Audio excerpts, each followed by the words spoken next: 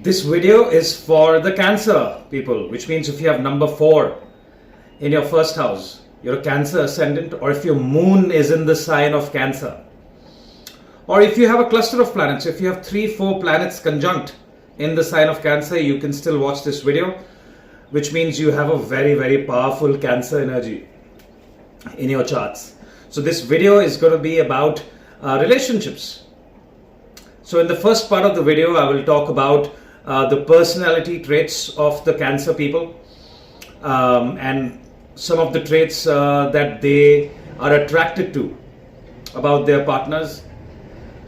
And then the second part of the video, I will talk about certain planetary positions and placements, especially to do with the 7th house, which can cause problems in the relationship or marriage, and certain positions which are good for a long-term committed relationship.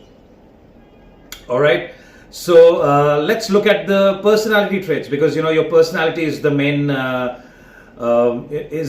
thing which attracts your spouse, how you relate to people. So Cancerians are one of the most loving of all the signs. They have the natural tendencies to give more in a relationship. They have the nurturing energy of the mother, which is considered very selfless. And that is what people like about the Cancerians. They're also very fun-loving people. They have a smile which can win over people. So if your spouse fell for you because of your smile, this could be the reason, because you have Cancer energy. They could take some of the major decisions of their lives because they are emotionally driven. They are the peoples who could change cities for their spouse, for the people they love. Extremely family oriented people. For them, their family is very important. In most cases, I've seen they're extremely attached to their family. Again, depends on their childhood, but in most cases they are there to look out for their family and people that they consider family. Always there for their friends. Love to socialize. They like looking after people. They have, Cancer is a water sign, so they have the traits of water. They are usually flexible people. They can accommodate. They don't like confronting people. They will try to adjust so that the people that they care for are feeling comfortable. They like feeding people. In some of the cases I've seen, they really like. They are very good hosts. So if you have a party at home and then you see someone who's a very good host, there must be a lot of water sign, or maybe they could have a lot of Cancer energy in their charts. Okay, I've noticed in some cases they also have a great imagination. They could be very artistic if Venus is well placed. Also very loyal. They are attached to their partners. They are usually not people who stray from their relationships. Again, 7th house is very important, but if their 7th house is good, I have noticed that the Cancer people are very loyal people, and they are longing for long-term committed, strong, solid partners. All right, now about one more thing. They could also be very intuitive people. Right? Great intuition is something I have noticed about the Cancer. The intuition of a mother, right? The gut feeling. So they might have a very strong gut feeling about certain things, and they could be right about it. Now some of the negative traits. of the Cancerians, they could be overly sensitive. Their partners may complain that this wasn't intended to hurt you, but the Cancerians have taken it in an emotional way. So overly sensitive, it comes with their positive, every rose has its thorn. So Cancerians can be moody as well. They at times I've heard complaints from their partners, especially about Cancerians, about being clingy. They may not, that may not be true, but These are certain behaviors which are not very good about the Cancerians, is what I have noticed. About communication, right? They, since they are very emotional people, work and even relationship, confronting people could be a very, very big challenge, because they are peace-loving people. Okay, they don't have the energy of Mars. See, Mars debilitates in the sign of Cancer. And Mars is all about confrontation. Mars is a warrior. Mars wants to take you head on, like Aries energy. Like you've seen a ram, so that is Aries. Like rams want to take people head on. But Cancerians are not like that. Cancerians, you've seen a crab, it's sideways movement. So their partners may complain, or even the Cancer, if you haven't noticed this, they may take a very long time to come to the point. They might be beating around the bush. They are not able to express themselves very, very clearly about what is the concern, what is bothering them. And this, I have noticed, can be an issue with their partners, where their partner is trying to have a direct, straightforward communication or a conversation with them, and the Cancerians are just not coming to the point. And that could be very irritating for their partners, because the Cancerians draw partners who may prefer direct, straightforward communication, but the Cancerians may not be very good at it themselves. Okay, they may not be able to confront, even if they are hurting from deep inside. They may not be in the fear of hurting their partners or loved ones. They may not be able to express how they feel, and that could cause them a lot of sadness. Okay, they're driven by the moon. Moon is their Lagna Lord, the Lord of Cancer. And Moon, as we know, is very fast moving. So I have also noticed impatience at times, depending on the placement of Moon. If Moon is not very stable, if it's not in an Earth sign, I've seen Cancerians being very impatient at times. All right, impatient, moody. Yeah, the waves, like the waves of the ocean, ups and downs, like if you see how water is, right? So these are certain positives and some of the negatives, I would say, for the Cancers when it comes to how they relate with their partners. The partners that they like are very ambitious. They like ambitious partners. They like patient, disciplined, organized partners because Cancerians may not be very organized, but they like that. They're attracted to this very resourceful and hardworking, loyal, stable partner. They might be attracted to very reserved people. The ones who only talk if it's required, and when they talk, they make sense. Those are the kind of people Cancerians like. They are also drawn to responsibility. If they see responsibility as one of the personality traits in their partners, they are drawn to that. They are drawn to very practical, hands-on, who want to get things done. Right, goal-oriented people. That yes, I want to get from point A to point B. They like partners who can take charge. Those are the partners that they are drawn to. But with that comes the issues, right? Now the issues are, they may find the partners too reserved and emotionally unavailable, because Cancer is all about emotion. They want to hold you all the time. They want to be there and spend time with you all the time. And their partners will be, hey, I have to finish, I have to go to work. And they might be complaining that you pay more attention to your work and your career than your family, right? Because Cancer is all about family, home, spending time together, emotional connection. And their partners may be extremely hardworking and dedicated. They could be working 13, 14 or 12 hours and not being able to spend enough time with them. Their partners may not be as social as them. They may complain that the partners are more materialistic. They value material comforts more than emotional bonding. So these are certain complaints that I've heard from Cancer people.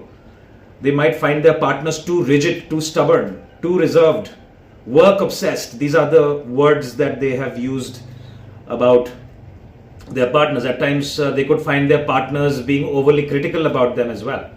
So these are certain personality traits which can cause friction in the relationship of the Cancer people. All right. Now let's look at the planetary positions. Let's look at the 7th house. Now you see they are governed by Moon, Cancer, right? And the 7th house is governed by Capricorn, right? And what is Capricorn? Capricorn is the sign which is about duties. So which is why Cancerians, they think they have a pending duty towards their partner, towards their spouse, towards their wife, towards their husband, which is what makes them such a dedicated partner. Right? And that's the sign of Capricorn. Where it doesn't, wherever Capricorn sits in your chart, you don't have to be a Cancer ascendant. Wherever Capricorn sits in your chart, you have duties towards that particular house. In this case, it's the 7th house. What about the Capricorn ascendants? You have duties towards themselves, right? So, what is interesting is Capricorn is governed by Saturn. And Saturn happens to be the slowest moving planet. It takes about 30 years to go around the sun. Whereas Moon is the fastest moving. Moon goes through all the nakshatras, 27 nakshatras in 27 days. And Saturn takes 30 years to go through the 27 nakshatras. So you can understand the difference of personalities that they have amongst, what they are attracted to. One is extremely fast moving, other one is slow, steady, patient. And this could be like one of the problems between the relationship. There's a major personality difference in both the planets that are governing the 7th house. Alright, now certain planetary positions, if Saturn itself is in the 7th house, it can give a long lasting relationship as long as it's not conjunct or afflicted by Rahu, Ketu. Now if Saturn is conjunct with Sun here, it can give you some problems because Sun governs the 2nd house. It becomes a maleficent. Sun and Saturn are enemies.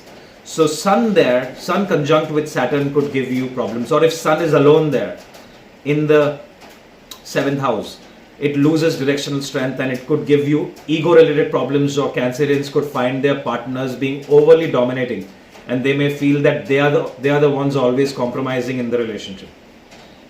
Alright. If Mars is there, it's a very good placement. It exalts the 7th house, but again Mars has the traits of a warrior, and at times again the Cancerians may feel that their partner is extremely dominating and all the decisions are being taken by their partners. Alright, but if Mars is not afflicted, if it's not in conjunction with Rahu or not in conjunction with Sun, Mercury, it can give you very, very good results in long term. You have to look at D9, very, very important. So for a woman, we'll look at the placement of Jupiter, how strong Jupiter is. Jupiter happens to be one of the most benefic planets for the Cancerians. However, Jupiter debilitates in the 7th house. Alright, so Jupiter in the 7th house, I would not say it's a great position, but if your Jupiter is in the 1st house and it's looking at the 7th house, that could give you a very, very strong, good long-term relationship if there are no planets in the 7th house. Alright, so Saturn becomes very, very important because Saturn is governing your 7th house. And if Saturn is well placed, for example, Saturn is exalted in the 4th house, it can again give a strong long-term relationship. It could happen only in the later part of your life. So if you're in your 20s or early 30s, it could give ups and downs in your relationship. But I've seen after 35, 36, and if your Saturn is well placed, the relationship is good. Right? Since Saturn governs it, in some cases I've seen that Cancerians, male or females, they usually choose a partner who's got an age difference, older partners. Yeah, Saturn is the karaka of older people. All right. Otherwise, if for a man, we will see the placement of Venus. If Venus is well placed, people can have a very good, long-lasting relationship. We have to look at planets like Rahu, Ketu, and especially Sun. Rahu, Ketu, and Sun. Mars, I would give it a neutral because Mars can cause problems in the 7th house. But if Saturn is well placed, Mars can give very good results because it's exalting the 7th house. All right. And if D9 is strong and your Venus and Jupiter are well placed, it can give you a good, long-lasting relationship. Right. But Mars being in the 7th house can give problems. Like I said, you might find your partner being dominating and always taking charge, and that could be a problem. And you feel that you're being submissive pretty much, and you're agreeing with everything that your partner has to say. Okay. The malefics like Rahu and Ketu I've already spoken about. Now the placements of the same planets you can check in your D9. You check your D9 Lagna Lord, how your Lagna Lord is. You see the 7th house of your D9, and the most important planet you see in D9 is Venus, if your Venus is very well placed. Okay. Now let's consider your Saturn is not well placed. Your Saturn is in the 6th, 8th, 12th, or the 2nd house. Nothing to worry about.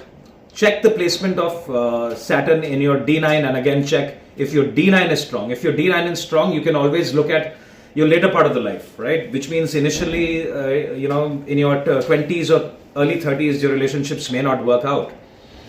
But in your later part of your life, you may find a strong, stable partners. You have to check your partner's chart as well.